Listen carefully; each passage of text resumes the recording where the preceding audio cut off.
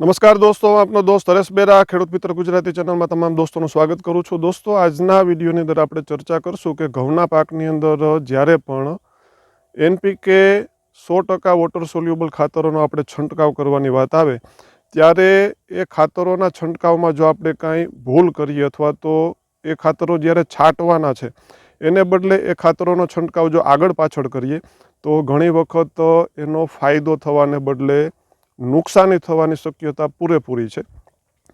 તો આજના વિડીયોની અંદર ખાસ કરીને ઘઉંના પાકની અંદર આપણે ક્યારે એનપીકે 05234નો છંટકાવ કરવો અને ક્યારે એનપીકે 0050નો છંટકાવ કરવો એની સંપૂર્ણ વૈજ્ઞાનિક માહિતીની આપણે ચર્ચા કરશું. તો વિડીયોના અંત સુધી દોસ્તો ખાસ જોડાયેલા રહેજો. જે મિત્રો આપણી ચેનલ ઉપર પહેલી વખત આવ્યા છે તમામ મિત્રોને ખાસ વિનંતી, ખેડૂત મિત્ર ગુજરાતી ચેનલને સબસ્ક્રાઇબ કરી બાજુનું બેલ આઇકન ટચ કરી ઓલ ઉપર સેટ કરજો, જેથી દોસ્તો નવા વિડીયોની માહિતી આપને મળતી રહે. દોસ્તો, આપણે ઘઉંના પાકની અંદર એક સ્ટેજ આવે છે જેને અમારા સૌરાષ્ટ્ર વિસ્તારની અંદર કહીએ છીએ કે ઘઉં છે એ ગાભે પોટે આવ્યા છે.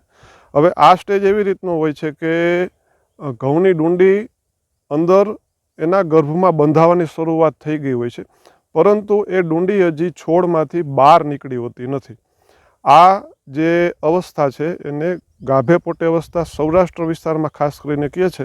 તમારા વિસ્તારની અંદર આ જે ઘઉંની અવસ્થા છે એને કયા નામથી ઓળખે છે એ પણ ખાસ આપ જણાવજો. હવે આ પોઝિશન છે કે આપણે ઘઉંની ડુંડી અંદર બંધાવાની શરૂઆત થઈ ગઈ હોય, પરંતુ એને ફરતે એક પાંદડાનું આવરણ હોય. તમે આવરણ આમ ખોલીને જોવો એટલે અંદર આપને ખબર પડે કે ડુંડી બંધાવાની શરૂઆત થઈ ગઈ છે. એટલે આ ગાભે પોટે અવસ્થાએ જ્યારે આપણા ઘઉં હોય ત્યારે આપણા ઘઉંના પાકની અંદર આપણે છંટકાવ કરવાનો છે એનપીકે 05234. એની અંદર 52% ફોસ્ફરસ અને 34% પોટાશની માત્રા હોય છે.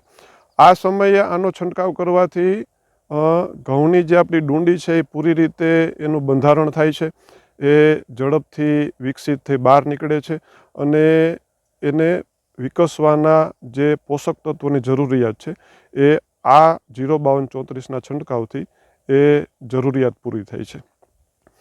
આ સમયે દોસ્તો ખાસ ખ્યાલ રાખો કે આ સમયે ગાભે પોટે અવસ્થાએ જ્યારે પણ આપણા ઘઉં હોય ત્યારે 0050નો છંટકાવ કરવો નહીં, ફાયદો થવાને બદલે નુકસાની થશે. હવે આપણે દોસ્તો એ જોઈએ કે કયા સમયે આપણે 0050નો છંટકાવ કરવો.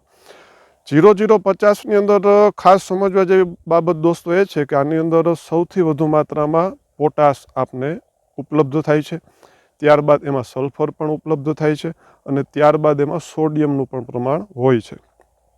આ ત્રણેય તત્વોની કામગીરી દોસ્તો એવી છે કે એ કોઈ પણ પાક ઉપર જ્યારે પણ આપણે છંટકાવ કરીએ અને ખાસ કરીને જે પાકમાં આપણે દાણાદાર સ્વરૂપમાં ઉત્પાદન મળતું હોય તેમાં આ ખાતરનો છંટકાવ કરવાની સૌથી વધુ માત્રામાં ભલામણ કરવામાં આવે છે.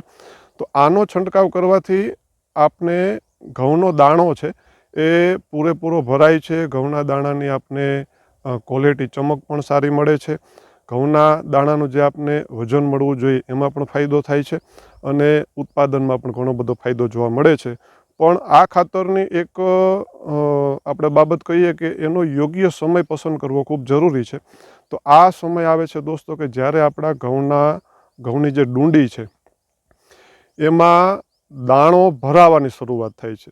ઘઉંના પાકની અંદર પણ ડુંડી જ્યારે બહાર નીકળે એટલે એમાં સૌ પ્રથમ આપને એનું પણ ફ્લાવરિંગ હોય છે, આપને ભલે દેખાતું નથી. જેમ બાજરાની ડુંડીની અંદર આપણે જોઈએ કે ડુંડીમાં થૂલી લાગી ગઈ છે, એવા ઘઉંની ડુંડી બહાર નીકળે ત્યારે પણ એમાં ઝીણા ઝીણા ફૂલો નીકળે છે, પણ એ આકારમાં ખૂબ નાના હોવાને કારણે આપને દેખાતા નથી. તો જ્યારે 0050નો છંટકાવ કરીએ તેનો પહેલો નિયમ એવો છે કે ફ્લાવરિંગ સ્ટેજ પૂરું થયા પછી કોઈ પણ પાકની અંદર 0050નો છંટકાવ કરવાનો છે. એટલે આપણી ઘઉંની ડુંડી જ્યારે બહાર નીકળે એમાં જે ફૂલો લાગેલા હોય એ ફૂલોનો જે સમય છે એ પૂરો થઈ જાય, ફૂલો ખરી જાય અને આપણે જોઈએ તો ખ્યાલ આવે કે ડુંડીની અંદર જે પૂતળું છે એમાં આપને દાણો ભરાવાની શરૂઆત થઈ ગઈ છે, એમાં ખીરીયો દાણો દેખાય છે. ઘઉંનો ઘેરો જોતાં પણ એમ લાગે કે આપણો ઘઉંનો પાક છે એ હવે ધીમે ધીમે આપણે એમ કહીએ ને કે પરિપક્વ અવસ્થા ઉપર જવાના દિવસો આવતા જાય છે. એ સમયે ખાસ 0050નો છંટકાવ કરવામાં આવે તો આપને ઘઉંનો અગાઉ વાત કરી એમ કે ક્વોલિટી, ઘઉંના દાણાનો આકાર છે અને ઉત્પાદન છે એ ખૂબ સારું જોવા મળે છે. એટલે આ સમયે આપણે 0050નો દોસ્તો છંટકાવ કરવો, એ પહેલાં છંટકાવ કરવો નહીં. દોસ્તો, આ માહિતી જો આપને સારી લાગી હોય તો વિડીયોને બીજા મિત્રો સુધી ખાસ શેર કરજો, વિડીયોને લાઇક કરજો અને ચેનલને સબસ્ક્રાઈબ કરવાનું ભૂલશો નહીં. ફરી મળશું આવતા વિડીયોમાં કોઈ સરસ મજાની માહિતી સાથે. અત્યારે રજા લઈએ. જય જવાન, જય કિસાન, જય હિન્દ, વંદે માતરમ. ધન્યવાદ.